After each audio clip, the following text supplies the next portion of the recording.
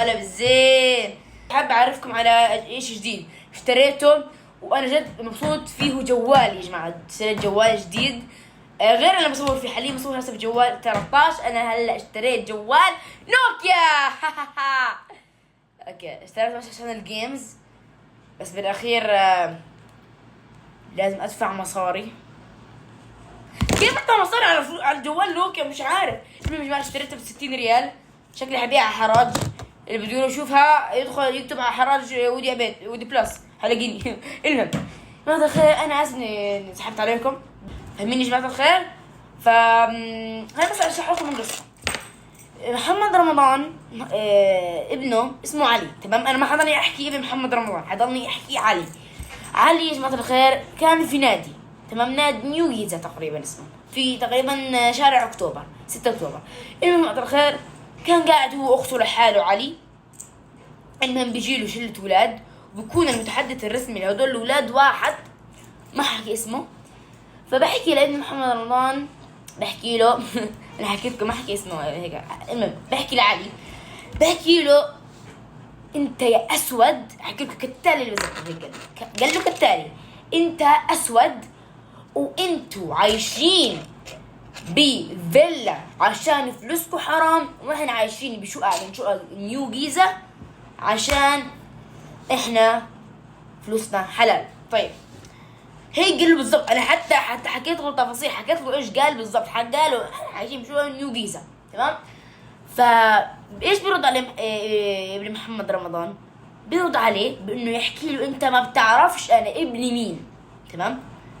بس ما بحكي له اياها على السريع، لا، بيروح عند ابوه عشان ابوه كان موجود، يعني محمد رمضان كان موجود. فعلي بيروح عند ابوه بيقول له كذا كذا، بيقول له اللي صار معه. فمحمد رمضان بيقول له مين اللي عمل لك كذا؟ شاور لي عليهم. فبيشاور له، بعدين بيوسوسه بيقول له تعال، بيوسوسه بيقول له تعال. والمفروض اللي انا متوقع اللي صار واللي قال له انه هو شو اسمه، روح خد حقها بايدك، لانه وانا عندي الدليل، هاي مش عين هسه بالمحكمة تبعت محمد رمضان مش موجودة هاي القصة انه الدليل وايش حكاله. بس انا عملت يا محنك، فبدي احلل بناء على بعد ما وشو محمد رمضان لعلي، راح علي ولطش الولد كف بوم، وقال له انت ما بتعرفش ان ابني مين، تمام؟ وبعدها بيقولوا انه حبس الولد بالحمام وانهال عليه بالضرب. انهال عليه بالضرب، تمام؟ فالمهم بيرجع الولد على الدار، علي بيروح على داره والثاني ولد بيضل هناك، بيرجع البيت. المهم فنتفاجأ بعد يومين من الحادثة بتروح امه عند النيابة تشتكي على ابن محمد رمضان عشان هو ضربه. بس كما قال المحامي، حاحط لكم فيديو كمان شوي تقريبا بعد هذا ان شاء الله. كما قال المحامي انه مستحيل تضل العلامة 48 ساعة، تمام؟ يومين مستحيل يعني مستحيل تفكر فيها. ومن تحليلاتي الشخصية هسه اول شي مازن ايش قال؟ مازن شوف الفيديو تبعه، مازن ايش قال؟ انه الام لا تشطه الكف. انا بحكي انه الام جابت شبشبها ولا تشطه، اللي هو ما تدخل. انا اقول لكم شو صار. هذا من تحليلاتي، ها مش تحليلات المحكمة. بقول لكم من هسه كل اشي هون بحكي لكم اياه، ما بحكي لكم انه هاي من المحكمة، يعني هذا اشي انا بحلله مش 100% صح، تمام؟ المهم فانا فكرت انا اقول لكم شو تحليلاتي. انه الولد رجع، بص يا ماما، اذا العلامه ضلت بنروح بكره نشتكي على النيابه. اذا خلاص راحت خلاص الله بيعوضها علينا. شافت العلامه راحت بعد 3 ساعات، شافت الشبشب ولا تشطط امه، خد يا عمي هيك تروح زي هيك تمام؟ انا متاكد. فخلينا نشوف هسه هذا يا جماعه الخير، هذا الفيديو انا متشائم منه، حس فيه لعنه. هذا الفيديو جد حس فيه لعنه يا جماعه الخير. هذا الفيديو والله اقسم بالله هاي المره ال25، اقسم بالله مش 25، هدي تعرف بالله، هاي تقريبا المره الخامسه او السادسه، اقسم بالله هاي، اقسم بالله يا الخامسه يا السادسه قاعد بصور بالفيديو مش راضي. مره صورته البرنامج اللي انا بصور فيه هذا المقطع مسح. وبعدين المرة اللي قبلها وانا عم بمنتج بالمقطع وانا عم بصور بالمقطع امي كلمتني، خربت المقطع. فالكلام لا باشا في بعض. خلنا نشوف هذا الفيديو مقطع، وهي البنت حتقول امبارح الولد تحول لدار رعاية عشان حرفيا اول ما نزل الخبر انا حملت الفيديوهات وبلشت اصور فيهم. فلو حكت امبارح يعني قصدي قبل اسبوع. خلنا نشوف. والله يا جماعة من أكتر الحاجات اللي أنا بحس إن ربنا بينجيني بسببها هي إن عمري ما شمت في حد، يعني ما بعرفش أشمت أو أقول أحسن حتى في شخص ممكن يكون أذيني شخصيا. تخيل إن أنت حاطط عقلك بعقل عيل صغير وبتقول أحسن يستاهل لمجرد إن أبوه محمد رمضان. مش قادرة أفهم إزاي الناس اللي المفروض عقلها كبير. طيب هاي الكلمة المفروض نوجهها للأغلبية للشعب المصري. ليه؟ لأنه يا جماعة الخير أنا ما احترام كبير، هاي والله احترامي للشعب المصري، بس أغلب الشعوب أغلب الشعب المصري بحبوش محمد رمضان. مش إنه غيرة، إنه طريقته فاهميني، يعني هسه طريقة أفلامه طريقة لبسه زي هيك. فمعنى فاهميني انتو. وسؤالي هون هو ليه تحكوا احسن؟ فاهمين انتوا ليه تحكوا احسن؟ تخيل هسه انت صار معك نفس الشيء، تخيل واحد حكى لك والله تستاهل احسن، مش حلوه يعني. هو بالاخر طفل صغير يا جماعه، عمره 10 سنين 11 تقريبا، وعنده محكمه، عنده محامي، في قاضي فاهمين. وجماعه وبرضه بدي احكي لكم بس نقطه على السريع. تحول لدار رعايه. هذا الحكم حكم غياب، يعني مش يعني القاضي لسه ما سمع كلام يعني دفاع الطفل، محامي الدفاع ولا شهود تبع الطفل. فبناء على غياب الطفل باحتجاج والده محمد رمضان انه الطفل كان مريض، بناء على هذا الاحتجاج وعلى هذا الغياب في المحكمة ما تأجلت، بل بالعكس تحول الطفل علي إلى دار رعاية. لحتى الآن مش متأكدين 100% إنه جد تحول إلى دار رعاية، بس زي ما حكيت لكم بعد الغياب، يعني القرار مش مؤكد. فاهميني انتو؟ خلينا نشوف. شمتنا في طفل زي ابن محمد رمضان ان هو اتحول لدور رعايه. ابن محمد رمضان امبارح اتحول لدور رعايه عشان ضرب زميله في النادي، ومحامي محمد رمضان قال ان ابنه عمل كده علشان الولد التاني اتريق على لون بشرته وقالوا ان انت اصلا. كل يوم على فكره ولادنا بيضربوا وبيتضربوا في المدارس والنوادي والدروس، ده الطبيعي. فما تخليش حقدك وغلك على محمد رمضان يفقدك انسانيتك. طيب هذا المقطع بيوصل فكرته انه يا جماعة والله مهما كان الأب عامل أو مهما كانوا عاملين يا جماعة الخير، والله أنا بحكي رب أسرة من رب أسرة. ليه؟ لأن محمد رمضان هو رب الأسرة، صح؟ رب أسرة العيلة، تمام؟ الناس ماخدين محمد رمضان مش كويس. ما محمد رمضان إنسان طبيعي زينا زيه والله العظيم، بس هو بيحب يتشلح. انا اسف على الكلمه، بس هو بيحب يتشلح، بيحب يكون ماض دايما، فاهميني انتو؟ بيحب يتشلح هو. ومش قصدي تشلح انه يضل هيك داير مش لابس اشي، لا، انه قصدي مش لابس ملابس فوق، يعني مش لابس بلوزه ولا لابس فانيلا، لا، بين 6 باك، هذا قصدي. والناس كارهينه على هذا الشيء، بناء على هذا الشيء، مع انه لما يعمل افلامه ما بيجي انتقادات، بالعكس بالافلام الناس كلها بتحبه. برا الافلام الناس بتصير الله يلعن ويسبوا على العيله وكل شيء. خلينا هسه نشوف محامي محمد رمضان ايش رده على هاي القضيه. يلا نشوف بسرعه. الحكم اللي صدر ضد علي بن محمد رمضان هو زي الحكم اللي صدر ضد 2 قتلوا شاب. لا 2 قتلوا شاب، انسان طبيعي، راحوا دار رعايه. ابن محمد رمضان ضرب طفل كف، تحول دار رعايه. ها؟ لا سوري، بس احا صراحه يعني ما بكذب عليكم، احا يا جماعه الخير. انا ضربت، انت ضربت، كلنا ضربنا ما عدا البنات طبعا. بالمناسبه البنات يا جماعه انا تفاجأت جدا تفاجأت. نسبه البنات عندي اكتر من الشباب بكتير، بمراحل تتخطى الحدود بين سوريا واليمن. تتحطى. حاطط لكم هسه شو اسمه حتشوفوا هسه كيف الفرق بين الاولاد والبنات. بس اذا هيك يا عزيزتي المشاهده خلينا نكمل. فاهمين انتوا يا جماعه الخير؟ يعني كنا بننضرب مش لهالدرجه، بس عشان هو ابن محمد رمضان. ولو شوفوا وبرضه الموضوع واضح 100% فلوس، عشان فلوس. بس في نقطة يمكن هم طماعين شوي، بس في النقطة هي يا جماعة الخير، هم زي ما حكينا في نادي محمد رمضان مودي ولاده عليه، تمام؟ فمستحيل محمد رمضان يودي ولاده على مكان رخيص، ما مستحيلة ومن سابع المستحيلات كمان. خلنا هسه اوريكم رسوم نيو جيزة. طيب هسه حتطلع لكم على الشاشة كم رسوم نادي اللي هو مودي ولادهم عليه. انتوا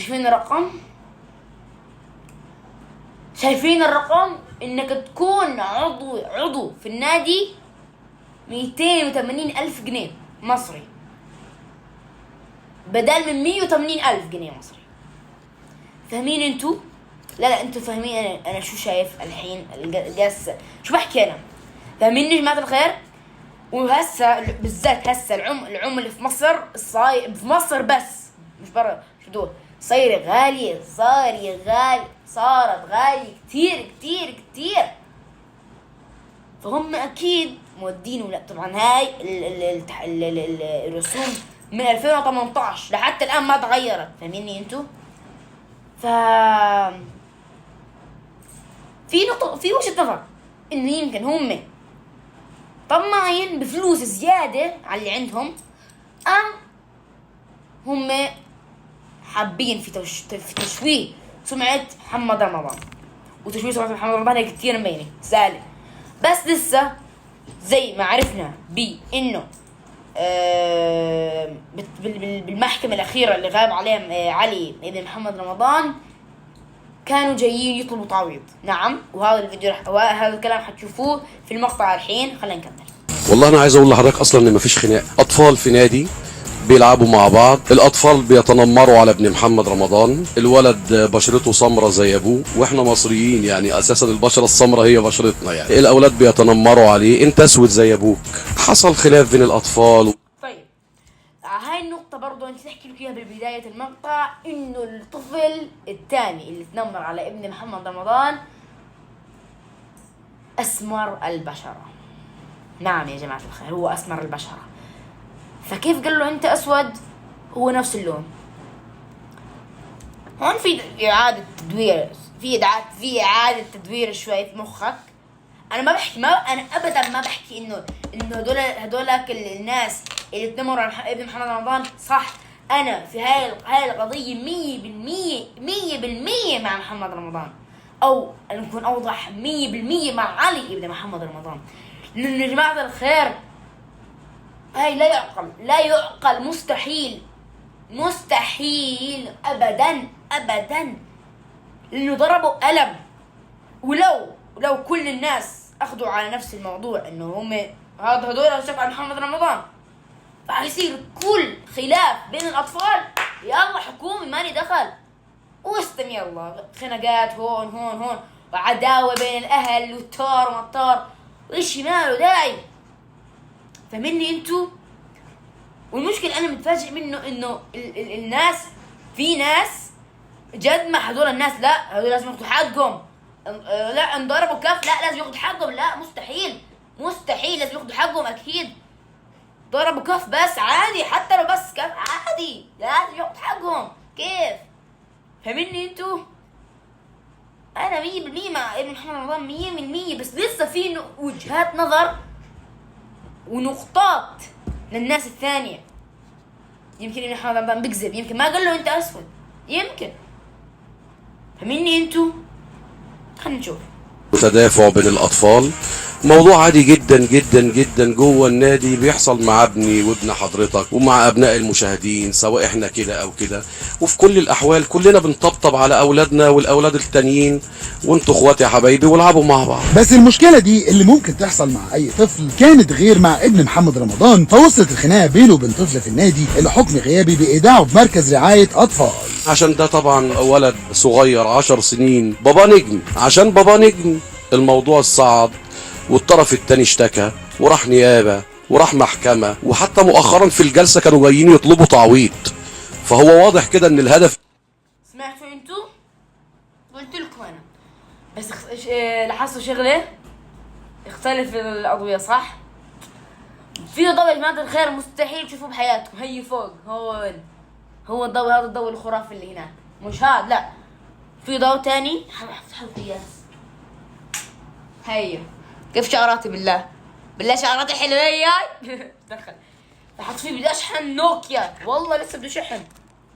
احا تخيل مين عنده شاحن نوكيا؟ شاحني مش ظابط. هدي يا حبيبي، شاحني مش ظابط. شوفوا اللي عنده سلك نوكيا يبعث لي تليفون. يلا خلينا نكمل. فاهميني انتوا يعني؟ فقلت لكم جايين يطلبوا تعويض وبس. فاهميني انتوا؟ قلت لكم هم جايين يطلبوا تعويض بس، غير انه ليه جايين يطلبوا تعويض؟ ما انتوا عندكم فلوس، انتوا حاطين ولادكم في يعني في نادي 280,000 جنيه مصري. يعني هاي بتعيش، اقسم بالله بتعيش ملجأ كامل يا شيخ، دار رعاية كامل بتعيش. فاهميني انتو؟ وهم بيكون في ستوب، بدنا نجيب ملف العيلة هاي. انتو كيت انتو شو بتشتغلوا؟ انتو وين؟ يمكن فلوسهم حرام. شو بعرفنا احنا؟ فاهميني انتو؟ ما بحكي انا 100% هذا الكلام صح، بس لازم انه انتو حاطين فلوس اوريدي، عندكم مصاري، بدكم تاخذوا فلوس من هذول الناس. ليه؟ يمكن فلوسكم حتخلص، يمكن خلاص بدهم يتوبوا، وهي اخر نصبه بالتاريخ. مش عارفين. عشان هيك بحكي لكم تحليلاتي فيها وجهة نظر والله، بس المشكلة انها مش صح بس فيها وجهة نظر. خلينا نشوف. الاساسي من الاول وفي الاخر انهم يطلبوا تعويض، طمع في محمد مش اكتر. الاهداف ورا الكلام ده ابتزاز محمد رمضان، مساومة محمد رمضان، وده اللي ظهر في الجلسة امبارح. ده اللي ظهر ان اهلية الطفل التاني جايين كل هدفهم من المحكمة ان هم احنا عايزين تعويض، والسبب حسب كلام المحامي هو توقيت رفع البلاغ.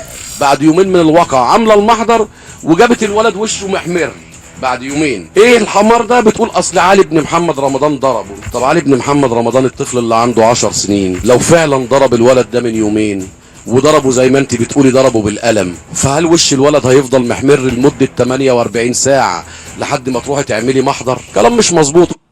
شو يا جماعة هسه حتى لو الكلام اللي جاء صح انه جد علمت عليه 48 ساعة، تقدر على السريع عادي تروحي تشتكي لإدارة النادي. مو أنا ما تفاعلوا معاك إدارة النادي تروحي تشتكي لوالد الطفل محمد رمضان. هون أنا ما تفاعل معاكي، اعرف إنه ابنك غلطان، ابنك اللي بلش التنمر. فاهمين؟ أو إذا بدك هون محمد رمضان ما نجح معاكي، سدي بوسك وحلي عنا.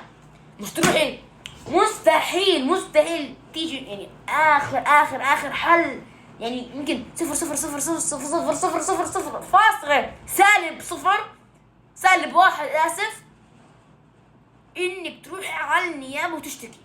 هي عملت معجزة، هي عملت معجزة من العجائز، هي معجزة. ليه تشتكي؟ ولك بقتلك وبقتلكم اذا ما بتعملوا لايك وشو سبسكرايب يا جماعة والله. وكان هزار نشوف. كلام مش منطقي، ولكن هو في اهداف ورا الكلام ده، وده اللي خلى الموضوع ما يروحش في اتجاه الصلح. والله انا عايز اقول لحضرتك محدش يكره الخير، احنا بنحب الخير، ولكن اسرة الطفل زي ما قلت لحضرتك الهدف بتاعها هدف مادي، فازاي احنا ندفع حاجة على حاجة ما حصلتش؟ والا بقى هيبقى نفتح المجال وهنفتح الباب لاي حد يبتز محمد رمضان ان يتوجه ببلاغ بقى. بس شيكولي بس على الوقت والسند. هاي اقسم بالله من يوم ما اشتريتها معلقة على 1/1/2020 اقسم بالله. وكل ما يطفي الجوال هذا الجوال، كل ما يطفي الآلة هاي لازم ارجع واعيد الوقت من اول جديد، فاهميني انتو؟ بس والله احلى شي بتكسرش. انا مش حاط في سيم كارد، شوفوا جايبه العب فيه اقسم بالله. بس انا استغربت ليه بدو فلوس، بعدين كيف ادفع لكم اساسا؟ ايوه error we need to payment what the fuck you. المهم هاي القصة ملهاش حل. فبعد هذا الفيديو مش هسه يعني في شخص بعطي رأيه زي الفيديو اللي قبل شوي، بس الفرق انه هاد فيديو تبعه انشهر كتير وسرقوا العبازة. سرقوا على الجحر فيه من العبازة. باخذ الفيديو حفظته عندي البوب الجوال، البوب الصور يعني اذا بدكم. حفظته عندي على فوتوز، وبعدين عملت له كم اديت عشان شباب بعديش تيك توك. والله بعديش تيك توك يا ما تخاف، بعديش تيك توك بقدرش. وحتى لو فتحت تيك توك على اليوتيوب زي في فيديوهات نجاح بني حمد ما ينفع كيف بدي احفظ الفيديو، فاهميني انتو؟ فانا اسف سرقت المقطع من عند زبد عشان ما يقولوا لي انت ويطلع لي محنك. انت هذا المقطع موجود عليه نار، يعني هذا سرقه من مازن. هاي جماعه المحنكين شدوا بوسكم وانقلعوا عنه. هاي انا بقول لكم زبد الحين مقطع من عند مازن. خلينا نشوف يلا. ضده، ضد اخوه، ضد ابنه، ضد بنته، ضد اي حد من اهله، ضده هو شخصيا زي ما بيحصل كتير. ومن بعد الجلسة الأسبوع اللي فات علي حاليا في بيت أهله، ومصيره حاليا متوقف على قرار محكمة الاستئناف. هو في الاول وفي الاخر يا فندم هو حكم غيابي. طب اسمع دقيقة بس، بدي اسأل أليكسا شغلة. أليكسا، ما هي محكمة الاستئناف؟ أليكسا خلي مستوى صوت 7. إجابة مترجمة من ورق.if.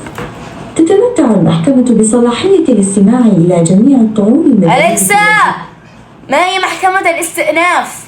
هاي تكون صح. وفقا لموقع ويكيبيديا، الاستئناف هو عندما يصدر حكم ابتدائي في حق المتهم ما في قضية ما أن يطلب إعادة النظر في الحكم عندما لا يروقه، وهو ما يسمى بالاستئناف. ويتم ذلك أمام محكمة الاستئناف، فهي تثبت الحكم الابتدائي أو تلغيه أو تزيد عليه.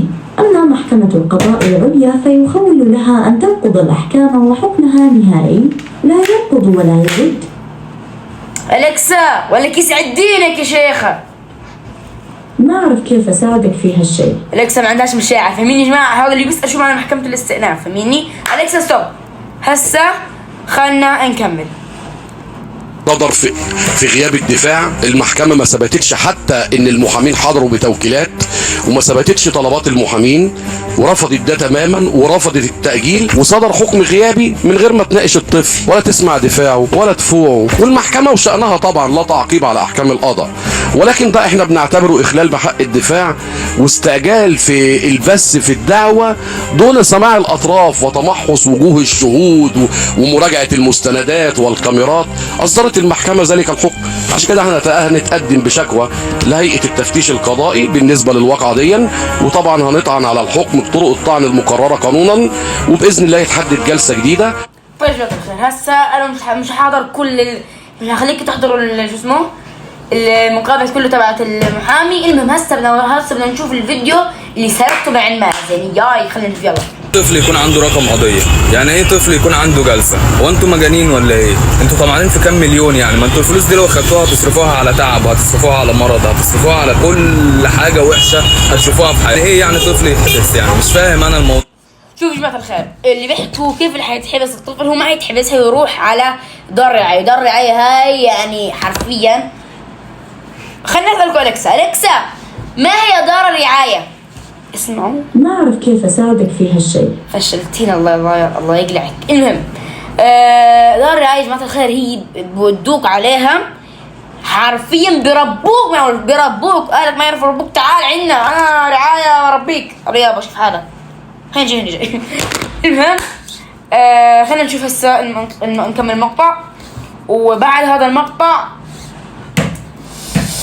يسفني نقول لكم انه لقيت فيديو لمحمد رمضان بيلطش واحد كف واحذروا ايش؟ انها قبل الواقعة تبعت ابنه in 2 months only، اقسم بالله. واللي مش فاهم واقعة ابن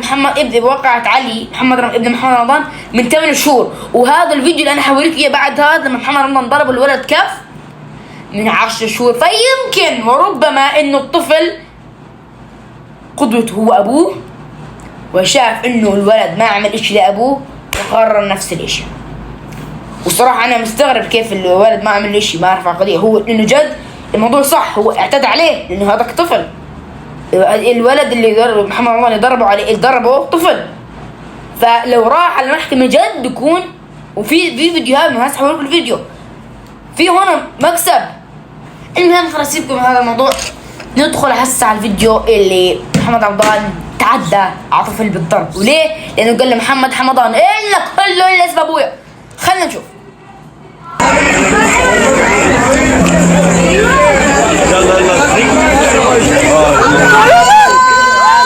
لا بس دي شفتوا له هاي. يا الله يا محمد، اكثر واحد نسوانجي في التاريخ محمد رمضان. هاي لا مش هاي بس، لا هاي هاتي خسر هاي يا تروح البنت. هي البنت جايه على محمد رمضان، لا انا بروح عندك. هاي كيف يكمل خلينا نجيب. يلا شو بتحكي هاي رقاصه خلينا نشوف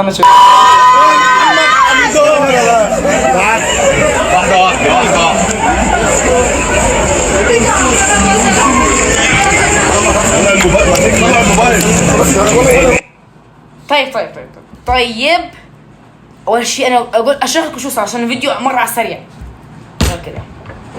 هاي يا موزة، طلع في الموبايل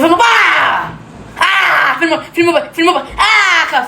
تمام شو الشرح الخاين. خلينا اشرح لكم. الولد قال له محمد رمضان، فراح محمد رمضان قال له تعال فين الموبايل لا تشكف هيك. فبالله لو شيكتوا لي ما حيد المقطع ها، بالله شيكتوا لي كيف ضربه. يا ماما والله انه خوافه. بس صراحه هذا الطفل لو هذا الولد لو جد اشتكى محمد رمضان حياخذ مكسب كتير عالي، لانه قانونيا اعتدى عليه بالعنف بالضرب. فجماعة الخير هذا كان رأيي، وهذا كان فيديو معنا اليوم. اتمنى يكون عجبكم. ورسالة لجميع البنات اللي بيحضروني، بالله عليكم اعملوا لايك وسبسكرايب. بالله عليكم اعملوا لايك وسبسكرايب. يعني حتى البنات ساحبين علي والولاد ساحبين علي، شو يطلع لي واحدة الوان مش فاهم انا. المهم عشان عجبكم الفيديو لايك وسبسكرايب كومنت وبس. حلو عني سلام.